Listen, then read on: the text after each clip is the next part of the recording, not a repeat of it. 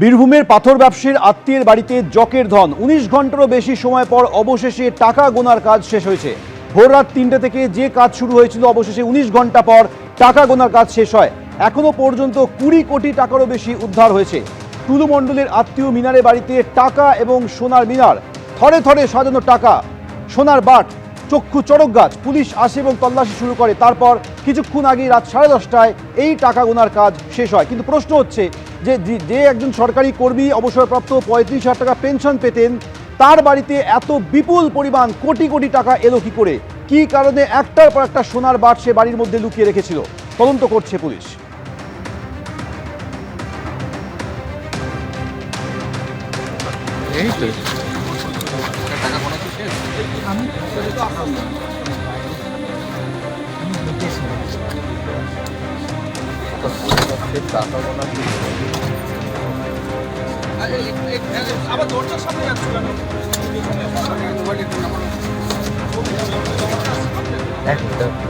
এই হচ্ছে টাকা গোনার মেশিন, যে টাকা গোনার মেশিন কাউন্টিং শেষ হওয়ার পর তুলে নিয়ে যাচ্ছেন পুলিশ আধিকারিকরা।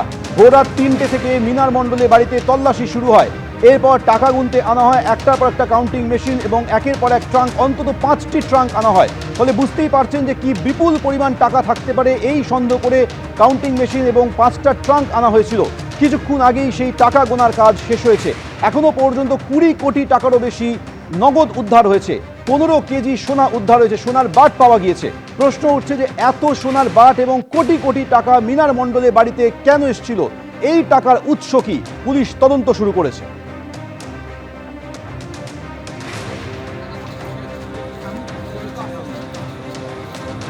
রাত ৩টে থেকে মোহাম্মদ বাজারে টুলু ঘনিষ্ঠের বাড়িতে তল্লাশি চালায় পুলিশ। পাথর ব্যবসায়ীর বাড়িতে মোহাম্মদ বাজার পুলিশের ম্যারাথন তল্লাশি শেষ হয়েছে।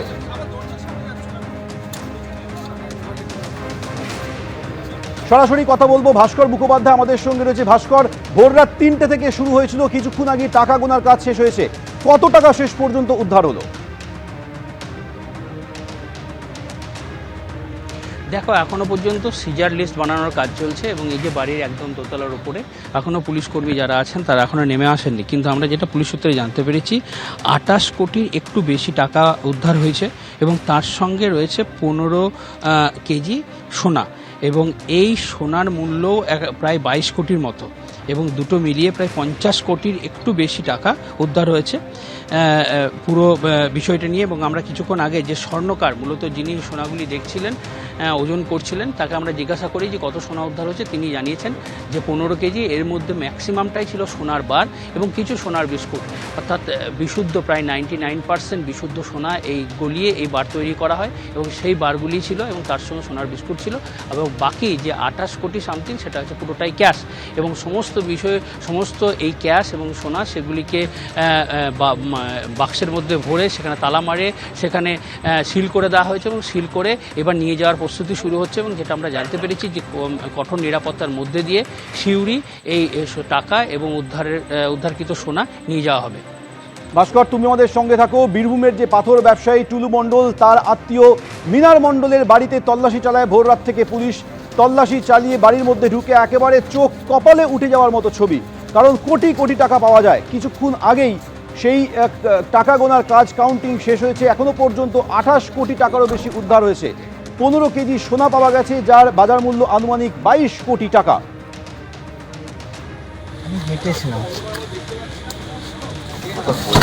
টাকা গোনার যে মেশিন, আবার দরজার সামনে যাচ্ছ কেন?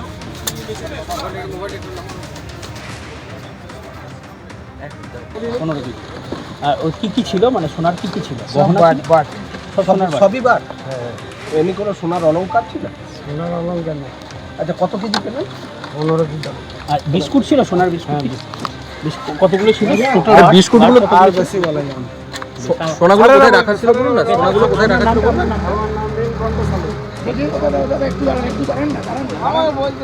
বারণ করেছে জানি, কিন্তু কত কেজি পেলেন? 15 কেজি।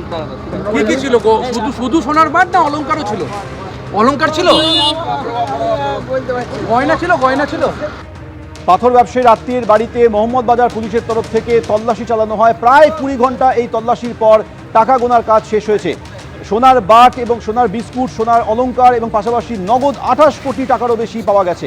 আবারও কথা বলবো ভাস্কর মুখোপাধ্যায় আমাদের সঙ্গে রয়েছে। ভাস্কর, এখন প্রশ্ন তো এটাই যে এত বিপুল পরিমাণ টাকা মীনার মণ্ডল কেন তার বাড়িতে রেখেছিল? এত সোনা 15 কেজি কি কারণে রাখা ছিল? একদমই, দেখো এই যে সোনাগুলো উদ্ধার হয়েছে, পুলিশ সূত্রে যেটা জানা যাচ্ছে মূলত ক্যাশ টাকা রাখা কিন্তু খুবই মুশকিল, সেই জন্য এই ক্যাশ টাকাটাকে ডাইভার্ট করা হয়েছিল সোনাতে এবং এই সোনাগুলি মজুত করা হয়েছিল। অন্যদিকে যে দুটি আলমারি পুলিশ ঢুকে প্রথমেই দেখতে পায়, একটা ছিল নিচের তলায়, একদম নিচের তলায়, এবং আরেকটি ছিল দোতলার উপরে। সেই দুটো আলমারি থেকেই কিন্তু এই 28 কোটির বেশি যে টাকা উদ্ধার করেছে সেই দুটো আলমারি থেকে উদ্ধার হয়েছে এবং এই আলমারিগুলি বিশেষভাবে তৈরি করা হয়েছিল এবং সেখানে একটি চটের বস্তার মধ্যে পরপর ভরা ছিল টাকা। এবং যখন পুলিশ আলমারি প্রথমে খুলতে যায় তখন যে বাড়ির কর্তা যিনি ছিলেন তিনি জানিয়ে দেন যে তাদের কাছে কোনো চাবি নাই, অর্থাৎ যারা এখানে টাকা রেখে যেত তাদের কাছেই চাবি ছিল এবং চাবি কিন্তু বাড়ির কর্তাকে দেওয়া হয়নি, তাই তিনি বলেন যে আমার কাছে কোনো চাবি নেই। এরপরে পুলিশ ওই আলমারি ভেঙে এই উদ্ধার করে। অন্যদিকে একটি গোপন কুঠুরি থেকে এই যে সোনার গহনা সেগুলি, সোনার বাট সেগুলি উদ্ধার করা হয়েছে এবং যেটা জানা যাচ্ছে যে এই টাকা মূলত হচ্ছে পাথর ব্যবসায় যে ব্ল্যাক মানি অর্থাৎ কালো টাকা, সেই কালো টাকা এখানে মজুত করা হয়েছে। এবং পুলিশের সন্দেহ শুধু এখানে নয়, একাধিক মোহাম্মদবাজারের একাধিক জায়গাতে, নিরাপদ জায়গাতে সেখানে এই টাকাগুলি মজুদ আছে। সেই জন্য লাগাতার তাদেরকে জেরা করা হচ্ছে এবং জেরা করে জানার চেষ্টা হচ্ছে যে আর কোথাও টাকা মজুদ আছে কিনা। কারণ যেভাবে ক্যাশ টাকা আলমারিতে মজুদ রাখা হয়েছিল এবং বাড়িটাও যদি আমরা দেখি একদম এই দেউচা গ্রামের একদম শেষ প্রান্তে মাঠের ধারে বাড়ি এবং কোনোভাবেই মনে হবে না যে এই বাড়িতে এত টাকা থাকতে পারে। এবং সেখানে তিনজন অর্থাৎ গৃহকর্তা, তার স্ত্রী এবং তার একমাত্র ছেলে, তারা তিনজনে এই ঘরে থাকতেন। এমনকি গোটা ঘরে কোনো এসি নেই এবং কোনো সিসিটিভি নেই। একটা জিনিস খুব পরিষ্কার যে কোনো বাইরে থেকে দেখে বোঝার উপায় নেই যে এখানে এত টাকা মজুদ রয়েছে, অর্থাৎ যেসব মানুষ এখানে বসবাস করেন তাদের যে একটা স্বাচ্ছন্দ্য ব্যাপার থাকে বা তাদের অর্থনৈতিক যে একটা রয়েছে অর্থনৈতিক, সেই বিষয়গুলো কিন্তু কোথাও চোখে পড়েনি।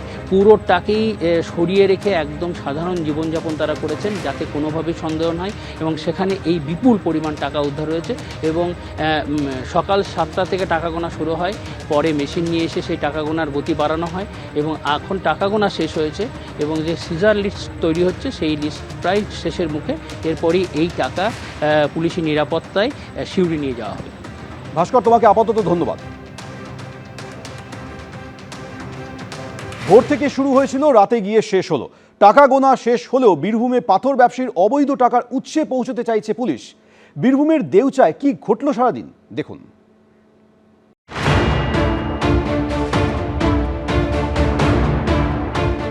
বুধবার ভোরে বীরভূমে হুলস্থুল। যে বাঙালি ছোটবেলা থেকে চাঁদের পাহাড়ের সঙ্গে পরিচিত, ঘুম থেকে উঠেই টাকা আর সোনার পাহাড়ের কথা শুনে সেই বাঙালি চক্ষু আরও একবার চড়ক গাছ। যিনি কিনা আগে বাস চালাতেন, তার বাড়ি থেকে সোনার বাট, সোনার বিস্কুট উদ্ধার, আরও 25টি ব্যাগে কোটি কোটি টাকা।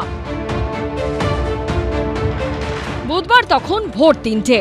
ভালো করে আলো ফোটার আগেই মোহাম্মদবাজার থানা থেকে বেরোয় ডিএসপি ট্রাফিক কুনাল মুখোপাধ্যায়ের নেতৃত্বে বিশাল পুলিশ বাহিনী। বুধবার ভোর 3:15 পুলিশের গাড়ি এসে দাঁড়ায় দেউচা বাসস্ট্যান্ডের কাছে পাথর ব্যবসায়ী টুলু মণ্ডলের আত্মীয় মীনার মণ্ডলের বাড়ির পাশে।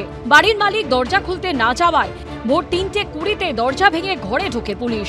পুলিশ সূত্রে খবর, দরজা ভেঙেই আটক করা হয় মীনার মণ্ডল ও তার ছেলেকে। ভোর 3:30 থেকে দোতলা বাড়ির সমস্ত ঘরে তল্লাশি শুরু করেন তদন্তকারীরা। পুলিশ সূত্রে খবর, বাড়ির দোতলায় 3টি ঘর এবং নিচে 2টি ঘর রয়েছে। নিচে এবং ওপরের ঘরে 2টি আলমারিতে জামা কাপড়ের বদলে রাখা ছিল থরে থরে টাকার বান্ডিল। ঘরের চোরা কুঠুরিতে রাখা ছিল সোনার বাট ও বিস্কুট। সকাল 7টা থেকে শুরু হয় টাকা গোনা ও সোনার ওজন করার কাজ। আনা হয় 3টি টাকা গোনার যন্ত্র। এই কাজে সাহায্য নেওয়া হয় স্থানীয় ব্যাংক কর্মী ও স্বর্ণকারদের। কিন্তু এত টাকা নিয়ে যাওয়া হবে কি করে? বেলা 12টা নাগাদ গাড়ি ও বাইকে করে আনা হয় 3টি ট্রাঙ্ক।